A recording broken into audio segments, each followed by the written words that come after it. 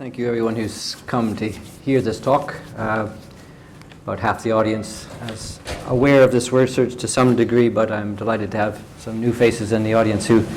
we can invite into understanding what we do in the school and, as Paul graciously mentioned, our humble Center for Asian and Middle Eastern Architecture, a vestige of another era in university life when centers were simpler things, but something I want to show how over a period of 20 years we have been working quietly and constantly in the domain of the very large canvas and theater of Asian architecture, but very specifically, as I'll show tonight, in the important subspace of South Asia and specifically India. The pretext or the immediate context of the talk I'm giving you tonight is the book that Paul just mentioned that emerged just a couple of months ago, finally in print after many years of work. But it's just the latest product of really these 2 decades and more of work that we've been doing. And Amit, who's here in the audience tonight, is a very important part of this product, and a product indeed of CAMIA itself. So we hope that we will have some sense of the way we think about architecture and through architecture as an indication of, and its implications among other things for the creation of a profession and its wiles and ways in the contemporary 21st century world that I want to showcase for you tonight. Let's just start by giving some context to this curious poster I offered you as an enticement to come tonight. Now, why isn't this behaving? Because it's turned off now. Still not. Okay, now this should be working. Okay. Right. Okay, well, this is about, to begin with, about India here and now. And the image, the snapshot that we're looking at now is taking the taxi ride in from Mumbai airport into the heart of the city. This is the scene. Anyone who's been to India, or indeed many other gangling, exploding Asian urban contexts in the recent past and present will be familiar with this sort of reality. The highway side image of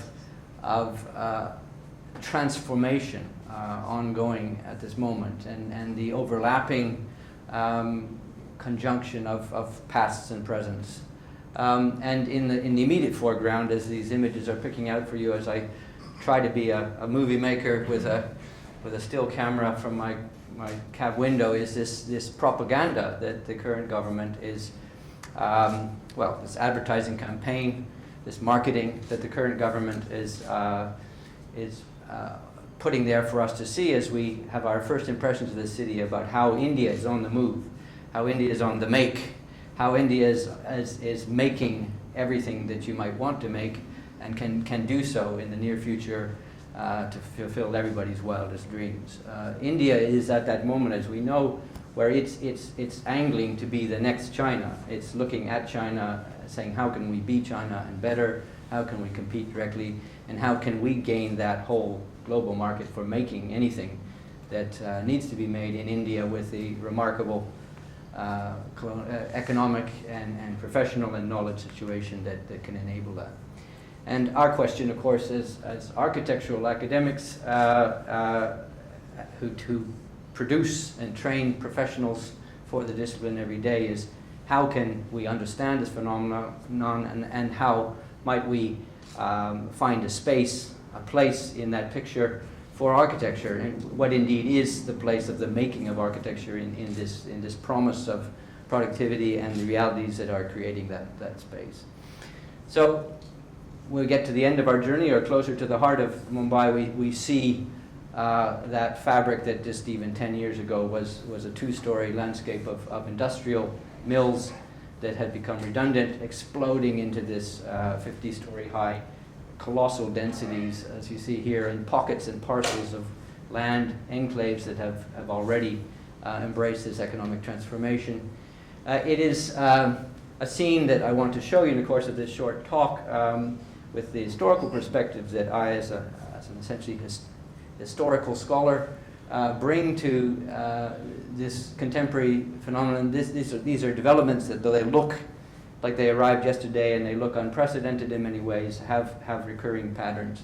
that will take us on a longer journey, a longer view of modernity from its colonial modern past to the present. The present is all about infrastructure. At least that's the word that we most often hear. But it's about the architecture entangled with it, and the question of whether architecture is indeed infrastructure. Where do we distinguish between the two? And I also want to talk in the course of this discussion about how architecture is also not just part of the making and the building and the symbol, if not the framework in which economic progress is enabled and driven, but it's also on occasion, sometimes spectacular occasions, it's a vehicle for symbolic resistance, for diverging from the path, from holding back or offering other alternatives. This brings us to the bigger view, which is the context in which I teach, and many of my students are in the audience here, teach architecture to those who will listen. For me, it's much bigger than perhaps what the actual profession has an immediate economic grip on. We have chances to intervene in the built environment in pinpricks of opportunities, usually through private capital these days. But in the end, it's about building the built environment, the other part of our school's name, which is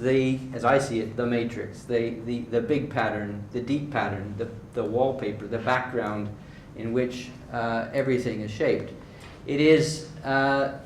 spatial system, first and foremost, but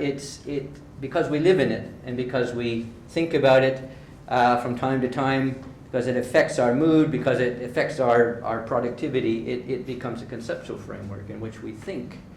And if we think of that in terms of time and process and economics and the social interaction and politics from time to time, it is indeed a social structure that organizes the way in which we understand the world and interact with each other, in which we empower or disempower each other, and ultimately it shapes our cultural practices, our cultural way of being and understanding our own identities. And of course architecture finds its form, oh dear, now I've blown it. How can we reboot? Okay. Trying to get the pointer back here. It shapes our identity. And it produces the patterns and reproduces the patterns in which these identities, these senses of our place, are literally our place in society and culture, are shaped. So it's a frame, and a frame that we reproduce through design, and often in the ways we do or don't think about what we're designing. So we're getting to the end of the first part of my talk, where I want to set up the content, and I want to take us through this from this contemporary India that has this big challenges to the past from which we might learn. India today, the India that's on the make, is soon going to approach the 500 million mark of urban population. I mean, we know it's already over 1 billion overall population. It will be larger than China very soon, and its urban population will be the biggest in the world as well.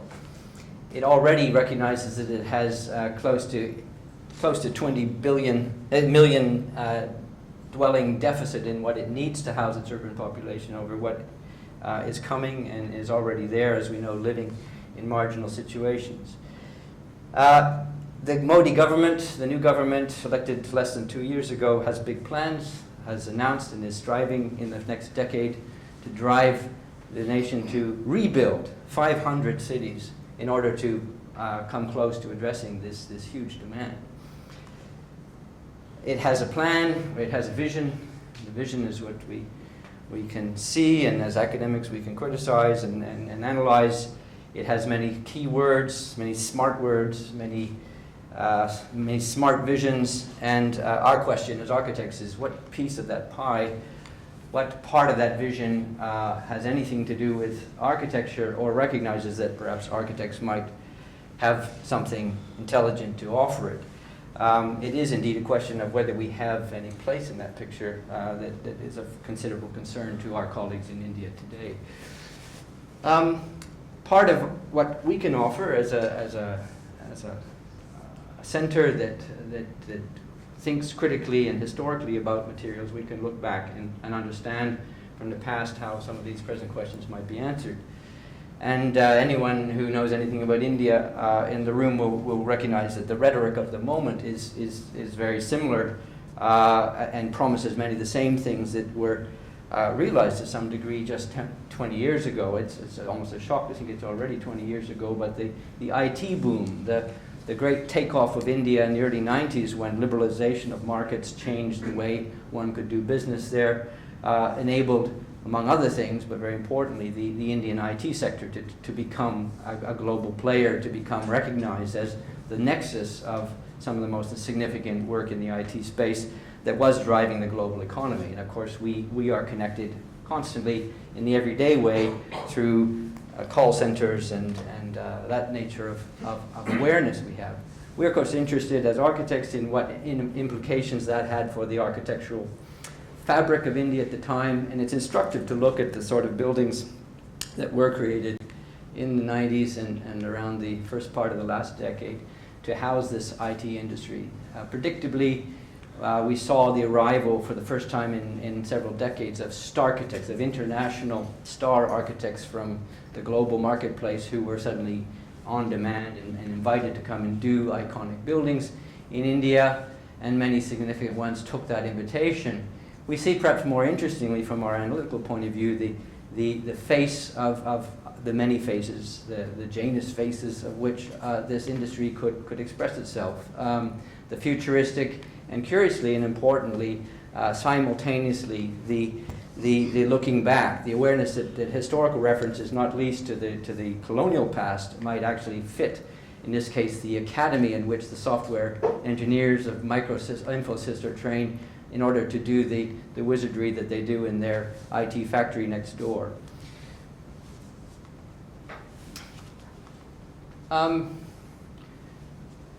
So, this long view allows us to look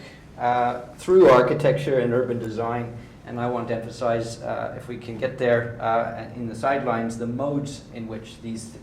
two things are produced. The professional practice and its ways of thinking and being engaged. I want to show and demonstrate how these are powerful lenses through which we could describe this present, and see that through these recurring patterns that I want to pick out in the next little segment of my talk, recurring patterns of spatial, social, and cultural change, how indeed India may be achieving its ambit, its claim, its aspiration to become the next juggernaut. And where is architecture going to be instructive for us? Well, the first big point I want to make, and it's a biased point. We teach architecture. We're a little school in a big pond, but we believe that architecture matters. Occasionally, we're not the only people who believe that architecture matters. Politicians, and famously India's first politician, first leader, a global figure in his own time, recognized to be perhaps in his own way the leader of the post-colonial world as one of their most erudite spokespersons at that time. He recognized as soon as he was in the position of leading India forward from its colonial past, that architecture mattered a whole lot. Indeed, he created the space in India for one of the most important chapters in the history of our discipline, the story of modern architecture in its grand narrative, the claim, the proof, the test of its claims to international applicability, international modernism that we see happening around the world after the Second World War and in the post-colonial space, was most famously and iconically realized in India in these buildings you see in the background. And the leadership at the time recognized that not only did it provide this symbol of emergent from a deadening past, from a traumatic partition and political transformation, to the evidence of growth and reconstruction and a new vision, but it also was going to literally hit his colleagues and his people on the head to make them think in a different way, that by changing the form, the frame, the pattern in which they lived and worked, they would think differently. And this notion of social engineering that is implicit and profoundly sort of there in the ideology and the practice of architecture in mid-20th century global practice was most emphatically explored in India at this moment. Nation building was literally building a new nation, building a modern secular state that would use the framework of modernist architecture with its universal frame, its emphasis on universal human attributes and requirements and basic needs. It would form a culture-free framework in which a socialist-leaning modern state could house its people, first of all, could enable them to work, could enable them to produce, to be industrial, etc., and achieve the dream of modern statehood. This story is one that, in our work, and my work particularly going back almost 30 years, is emphatically clear. We argue in the state-building enterprise of the colonial state 100 years prior to this point. We see when governance, when the recognition of the responsibility of organizing a social, a political state is embraced, and in the case of the British, it was when they were knocked on the head by their own Revolutionary War to wake up to the fact that they'd been irresponsible buccaneers exploiting, raping the place economically for 2 centuries already, that now they were in control, they had responsibility, they had to organize the physical environment to make that possible. So our lens for looking at the colonial period is to rather filter out a lot of the more histrionic, rhetorical, symbolic stuff that is usually what our historical views of the colonial past would talk about, or political critiques, and look actually at the pattern, the framework that they built, that by and large engineers, thinking that this was just a prosaic problem that didn't need architecture with a big A, got on and did from the mid-19th century on. We're fascinated at the use of modern materials, for instance, in using concrete in the late 19th century to build peons housing, basic workers housing for railway workers or policemen or soldiers. The hierarchical patterns in which the military and civil services were precisely categorized in terms of plinth area, floor area, room space per rank, and such in government service, but the way that became a typology that was very descriptive of who you were, what place you occupied in the map of society, which again is absolutely explicit in describing how we were engineering, how a different social space was being engineered through the making of physical space and the typology of architecture that was defining it. Of course, it also created and introduced modern institutions, prisons, hospitals, colleges, and any number of other 19th century modern buildings that were transforming, among other things, the legal system, the language of business, English, etc. They all had their social space, which was constructed in the form of architecture. And of course, they dealt with climate as well. It was obvious they had to survive. They had to use modern science, as it was understood, medical science, to get past and thrive with the threat of tropical disease. These patterns, and come back to the city, of course, are the foundations on which modern post-colonial India was built. So we move into the early 20th century, the question of how architecture, now with an A as a profession, emerges in the independent sector, the private sector of this transforming society, which is now a white brown sahib society, as it's sometimes described in a sort of self-ridiculing way, the society of the the merging, the modernizing bureaucrats, the babus, the clerks, and the professionals who are inhabiting and becoming urban. Of course, the new profession of architecture begins to build Bombay at that time in its new form. We see all of the kind of elements of modernity arriving, even if it, by this point, politically was not necessarily in the British political plan. We explore, when we look closely at these things, we understand the complexities and contradictions of becoming modern under the yoke of a system that is still incredibly strong centrally, too strong perhaps for this idealized realization of an independent, free-thinking modern life to be realized. The independence movement produces fascinating counterpoint to that, and we see in the work of, say, in the crafted spaces in which Gandhi framed the actual buildings in which he framed his profoundly political and transformative appropriation of craft and traditional elements and practices, the material culture of everyday life in traditional India, to transform them into modernizing tools. This looks like a typical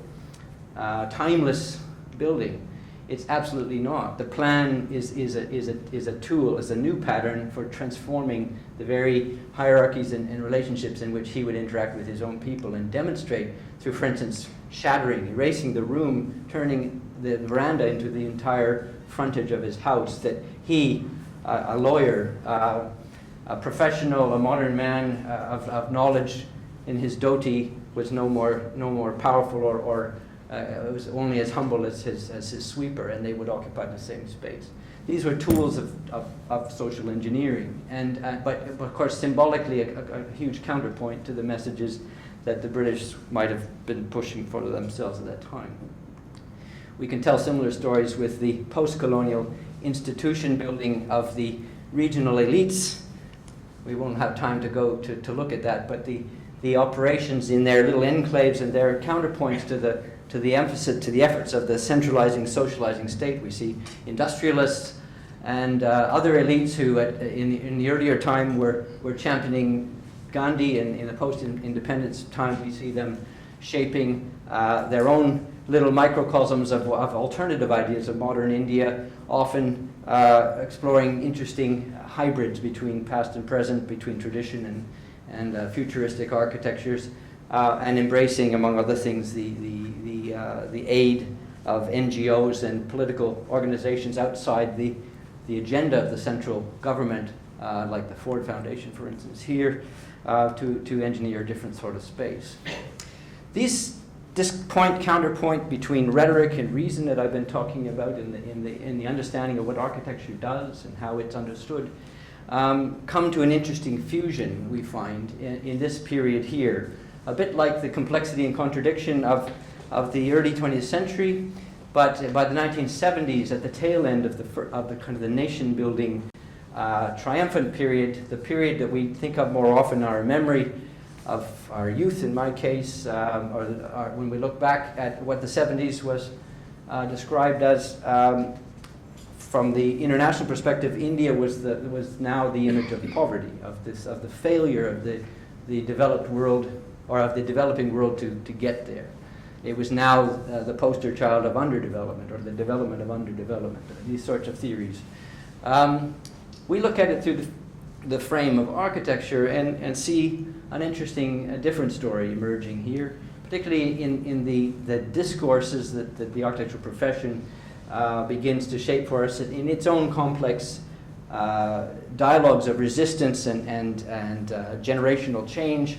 also filtering through the experience of many of their members as being radical students of the 1960s and such, coming back to India or creating within India a space of resistance where alternative technology is one tool, but also the efforts of the center, in Indira Gandhi's India, to hold on to the socialist ideal of a nation that is all about the whole nation, that is resisting the fragmentation, the balkanization of regionalism and difference, which we all know is an alternative reality we could emphasize and say, well, that's the truth of India. It's more like a Europe that's falling apart. The socialist effort finds ways of abstracting to some degree and celebrating the indigeneity of the ways of doing things, the ways of making buildings, the imperfections of the meeting of, as I've written elsewhere, perhaps a bit embarrassingly, about the meeting of medieval technology with, space age or post or 21st century dreams. But it's an interesting it's an important preamble that has not been adequately analyzed, we think, in the work of some of our colleagues before this point, to what is better known in terms of its visual splendor, but much more problematic we see is the arrival in the 80s with the opening up, the progressive opening up between the mid to the late 1980s of the government, of the economic fences of India, essentially the bedding down and finishing of the socialist dream of the developing nation, and the commoditization of everything that India might sell, not least its own architectural heritage and the image of architecture as something that celebrates and identifies one with what's distinctive or what's unique about India. This is also the context politically, of course, in which the majoritarian approach, recognition of what a democracy can be, begins to express itself, and the correlation by certain members of the political class of this majority identity with the Hindu cultural heartbed of the country, with its past, its kind of continuity of the past, and its political present and potential to realize a different future, becomes a complicated theme, which has a lot to do with the current political present, as anyone who analyzes the politics will know. But in architectural terms, it also finds, of course, form, and we find it necessary, and have indeed in our book and other places commented critically and at some length about the phenomenon of say, the return to this mass enthusiasm for really getting off the train of modernism and returning to the building of monumental ancient temples, or new temples in the ancient manner, and all that goes with it in terms of this particular story, which we don't have time to unpack here. This brings us to reflect again on this complicated present. The present that image, which is actually taken just 2 years ago, less than 2 years ago, a recurring sort of torch march in support of the effort as yet unfulfilled to rebuild a long destroyed temple from centuries before, which was a product of previous colonial histories in India that are seeking some modern day resolution. These efforts have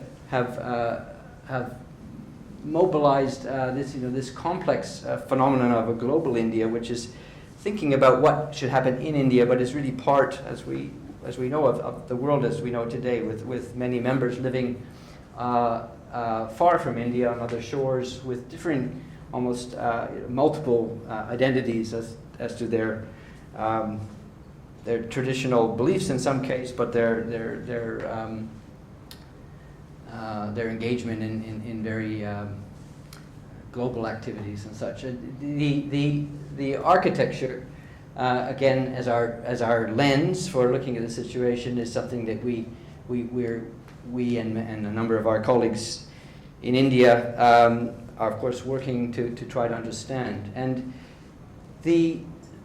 cosmopolitanism is a word that we would embrace, that we perhaps all embrace happily, as a description of the state of culture. Certainly in the architecture we're looking at in this image on the right, these images on the right, the work of more often than not celebrated as the best architecture, the finest examples of architectural design and crafted are emerging in India today. And we with our hat as critics of quality and innovation and intrigue and passion and such would surely agree. But we're looking here at ways in which a combination of designers and very worldly clients who have an engagement simultaneously in India and may well have second homes or second businesses in world centers elsewhere, are working as what we call regional cosmopolitans, addressing the opportunities, the inspiration, the fascinating possibilities of creating buildings, thinking about building materials from the point of the local, but with the benefit of an outside view. And our disappointment, however, is that this sort of fecundity of creativity and critical awareness of the potential is isolated, much as we've seen in other resistive stages of our recurring pattern story, to enclaves, to isolated private houses or little industrial and institutional campuses that are largely out of the cities, above all, and out of view. Architectural photographers can go and capture them, but they have little impact on that highway scene that we saw at the beginning. The other counterpoint that has emerged in direct parallel with the IT phenomenon that we saw going back 20 years and has emerged with spectacularly fascinating presence, much closer in most cases to the urban India we've been watching. For instance, the Akshardham Temple here, unprecedented in scale, colossal, monumental, but unlike the as yet unrealized dream to rebuild this historic temple that we were looking at the model of a moment ago, this building was actually realized in a matter of half a decade by extraordinary example of contemporary procurement practices of 21st century project management, and this global diaspora of wealthy benefactors creating in Delhi the monumental temple of the 21st century in just-in-time economic practices, with engaging in parallel processing the skills of armies of traditional craftsmen to produce what is, in any other thing than its form, an absolutely 21st century extraordinary creation. And we see it happening not just in Delhi, in the capital, but even in an obscure backwater in South India that Amit and I happened to visit a month ago, where we see one of the most extraordinary brick structures anywhere in the world created just like that to kind of heighten and extend the religious experience of this particular Shiva sect that has this global yoga center there. These things are fascinating and important for us to understand how they are produced, and how, by and large, these types of fantastically culture gathering, transforming, but mobilizing exercises are largely bypassing altogether the talents of the conventional architecture profession that we teach students to be part of, and in which we have emerged ourselves as academics. We finished my storyline here by looking at the final image here of another example of what we see as sort of the fusion, the place, the promise, the potential of architecture to be part of this game. I've come back from extraordinary religious buildings and from other images of housing and such we saw earlier to look at a piece of infrastructure designed by a highly regarded, award-winning, middle generation, we used to say young but not so young anymore, architect in Ahmedabad, in the regional powerhouse of Ahmedabad, from which the current government kind of emerged. But it's an example of this is a crematorium, as you might have guessed from what we're looking at, a place where the continuity, the eternal cycle of Hindu culture and life is constantly being literally flushed out into the river, back into the cycle of life. It's, as we see it, it's an example of a necessary piece of infrastructure, and it's a municipal facility largely for the poor, to have a decent end-of-life ritual, but it's a kind of a conduit through which these contrasting Indias are flowing. But it's a place where an architectural intelligence is engaged here in building the bones, the fabric, the pattern which the society is shaped. And we see, if we scale up the similar situations, other key, certain architectural firms engaged in mining of the riverbanks and the other aspects of the infrastructure of these cities, having a designer's eye that is shaping and crafting whole new possibilities for urban life in sometimes controversial ways, which of course are also erasing or transforming other dimensions, not least slum dwellings and such, which have been a part of the life of these banks before. These are important spaces where we think architects need to be involved. We don't want to see this just given over to the builders and the engineers and the politicians who see how we can transform and create better property values by this sort of thing without any need for a good form. We don't want at the same time to be lost in purely designing esoteric good form for those who can pay for it in private enclaves where they have no impact on society. Somehow we have the megalomania as architects to do more. So I just want to finish my rapid talk here with a few statistics and such that articulates for us what the problem is, that we need to focus our historical perspectives and our engagement in the pedagogical space of training and architectural profession. We want to see how we here, even in Adelaide, might have a participatory role in an important challenge. This is just to emphasize on a kind of a spatial sense the evidence of what we've been talking about as a shift in the nation building period in the mid-20th century where we started. As a recent exhibition from which this map is taken, we just participated in Mumbai last month, has shown the concentration of premiated, of critically significant work that they had selected for their exhibition from that period was highly concentrated in Delhi, the political capital of all, and of course Mumbai and Ahmedabad, interestingly, where there was a real engine of important work at that time, but largely in most cases associated with governmental nation-building initiatives. By the 1980s or so, we see an interesting ambiguity between, or a beginning of a shift, where there's a lot more regional activity happening and a lot more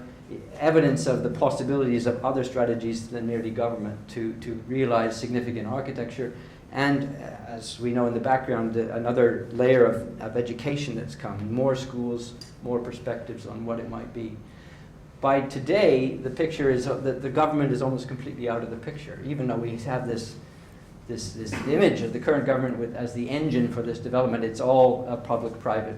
venture where huge liberty, huge initiative is given over to the private sector to make it happen. And that is indeed what the evidence suggests is happening. Just to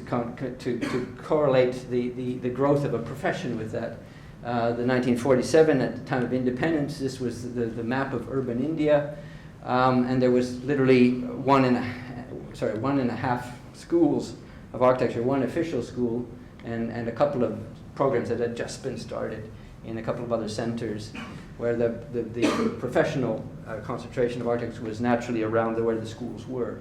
By this situation, by now, we see a much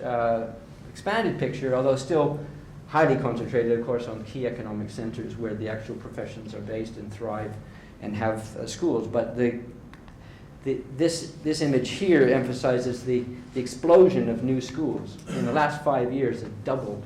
in numbers. We have approaching 400 schools in the near future from literally one at the time of independence. This is a pure reflection of the demand. This is the other fascinating chart here. This is us in Australia, the number of architects per capita. We grumble sometimes about not really being understood here. There's very little recognition of what an architect is in India, and second only to China. Now, it's no surprise that a third of our students are from China, and we all know that there's demand, there has been demand. This is, of course, is the next big demand. We have almost no students from India. Amit, my brilliant PhD student, is, I want more Amits, but we want more undergraduates and graduates who can come and hopefully learn from what we know about the bigger picture, about building India and Asia,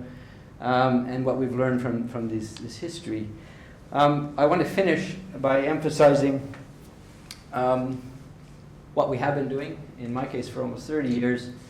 In my 20 years here in Adelaide, we've done a number of things as well. We've had a series of symposia and such which have been tracking